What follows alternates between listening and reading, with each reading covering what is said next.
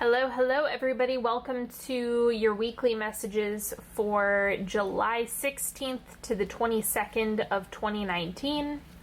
I just have some oracle decks that I'm gonna draw from today and I don't know, give you some messages. We'll check in and see what's going on. I hope you enjoy. Please take a moment to subscribe and like this video if you haven't subscribed already.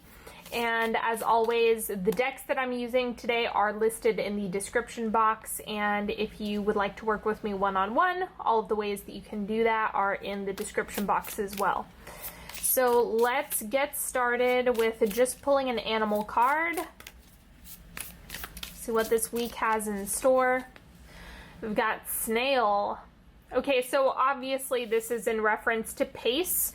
Some of you might be feeling like things are slowing down or like you need to regroup. Be really gentle with yourself during this time. It's important to just integrate all of that information that is coming from the eclipses. You know, we've had those, so you're just downloading all of that information and integrating it into your body. So make sure you give yourself time to do that. Move slowly. Think about it as if you were like waking up from a long nap, right? Maybe you had a whole bunch of information come during dream time, and so now you're just starting to get moving again. So you don't need to come out guns blazing. It's something that you can just kind of step into. All right, now let's check in with the Miracles Now card.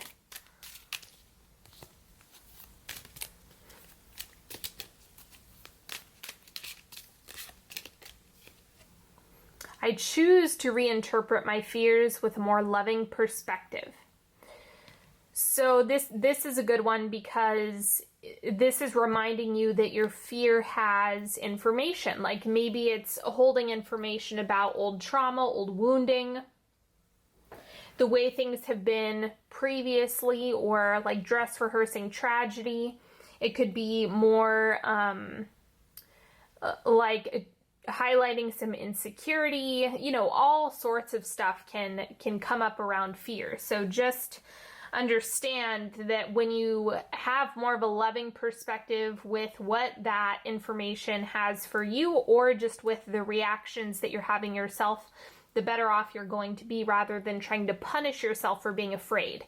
That's not really going to work or be effective. You want to just understand that it has a function, like it's trying to do its job, even if that's disruptive. So just know that.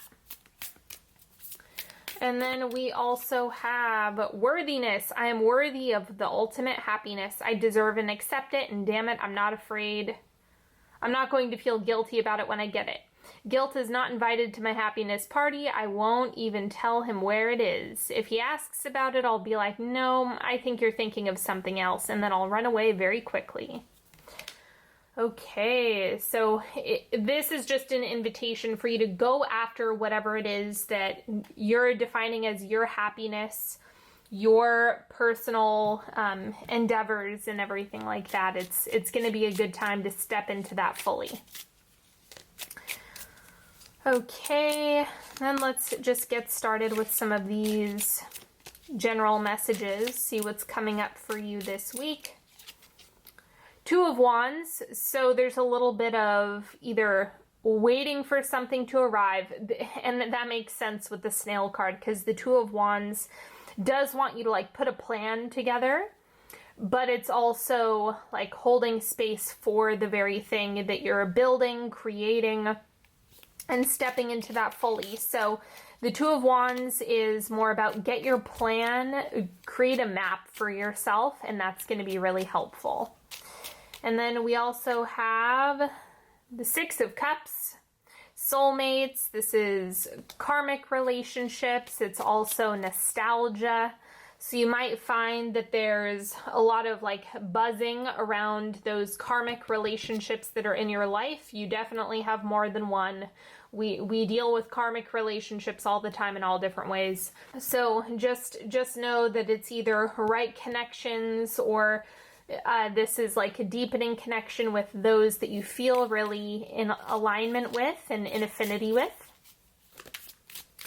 So Let's see what else is going on. We have the Sun. Make time for play. It's okay for you to enjoy yourself this week. It's okay for you to, work on some things, create a plan for yourself. It's just about consistency in like the energy you're pouring into things, but also understand that there's probably a lot to learn here from this Six of Cups and whatever is getting rehashed here. Actually, you know what? I want to clarify the Six of Cups on this. The Sun is reflecting pleasure, like just enjoying yourself, celebrating, taking time for yourself.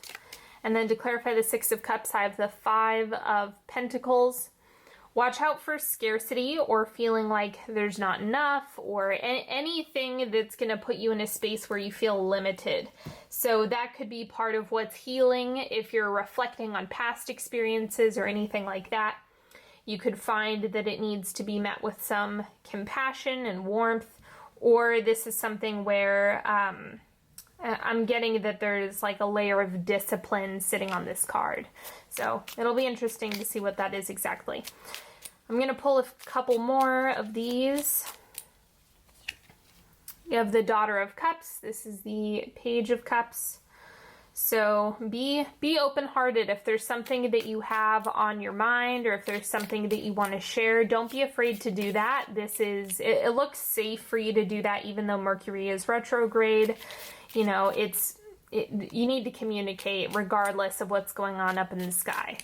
And then we also have the Seven of Wands. So this is rising above. So perhaps you're clearing things out and rising to the top, or getting, it's almost like defining yourself in some capacity. I'll clarify this one as well. Just what else is to be said about that? The World. So cycles are coming to a close. I think you have more of a refined idea of how you're expanding and what you're expanding into and all of that stuff. So it looks like it's going to be good for you to really claim whatever it is that you want and start stepping into the energy, start checking in with your connections, your relationships, like what is it that you're having reflected around you, step into the energy of what it is that you want, and then the other cycles are going to be getting wrapped up. So that looks good. And we've got the Ten of Swords. So something's got to go, something's got to change, something needs to be released. That's definitely coming up. I think this is like unavoidable. I think you already know what it is. And it's something where it's simply not working. It's not sustainable. It's not giving you what you want. So check in with that part of yourself that's like, I know this isn't working and it's not clicking for me. And then we also have Temperance. So you have to make sure that you're, like I said, don't go into this week guns blazing. That's not going to work. You have to temper that. You have to cool things down just a little bit. So things can be, so they're a little bit more strategic and sustainable rather than overloading yourself or overworking yourself. That's not going to be a good move this week. So a little bits at a time. I think you're really coming into defining yourself and reflecting on what's going on around you and really holding space for the things that you're inviting into your life and that you're receiving. Okay, let's pull some Sovereign Oracle cards. We have Container. Be intentional about what or who you wish to show up in the space you have provided. Set the energy for the endeavor up front. That's what I was talking about here with the Two of Wands. Hold space for spirit and trust. So that's an awesome card to have coming up first thing, because that's essentially what I was getting at here. You're creating a plan, you're refining your vision, you're enjoying yourself, stay vulnerable, stay reflective.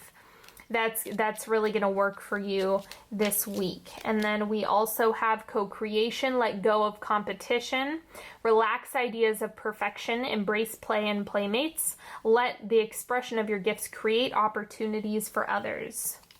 So like I said, with this Six of Cups, it's those soulmate connections, those synchronicities with different people, When I say soulmate, and that doesn't always mean romantic. You should check out the podcast episode I did on that, and it'll explain a lot if you're interested in soulmates and twin flames and things like that. But just know that soulmates come in all shapes and sizes. And then we have consistency, hold space for a sustainable vision. What I say, and find supportive rituals. That's what's going on here. Do not go into this week guns blazing. Just don't. Attract co-creators through the power and devotion of your enduring action. Persistence is required. It is not going to be built overnight. You need to give it a little bit of time. You want to find your consistency, find your flow, and just keep at it, because it's going to grow. And then we have knowledge, seek understanding, look beyond your assumptions, know that your answer already exists. This is kind of like it's not going to work if you just sit and focus on confirmation bias and just seek out information that you already know to be true. If you're looking for improvement, you really need to focus on finding information that goes against what you think. That's going to help break things up. It's going to help make things way more clear. And it's just going to be supportive. That's the way to go. Okay, let's do a 3-card pick, and then I'm going to wrap this up. So you're welcome to pick a card, any card, ask a question. You can invite clarity, whatever you need.